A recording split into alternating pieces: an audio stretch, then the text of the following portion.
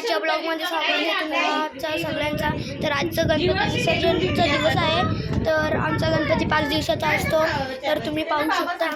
हा बघा, आम्ही चॉकलेटचे फुलगुच्छ बनवत आहोत. बघा, माझ्या दीदीनी आणि मम्मीनी हे 2 केक बनवले आहेत.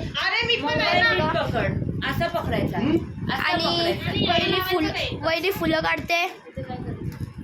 दिसले का वहिनी फुलं काढते. बघा नाईस. नाही ते बघा किती कचरा झालाय. बघा शकता तुम्ही, खूप कचरा झालाय. हा बघा माझा दादा झोपला इथे.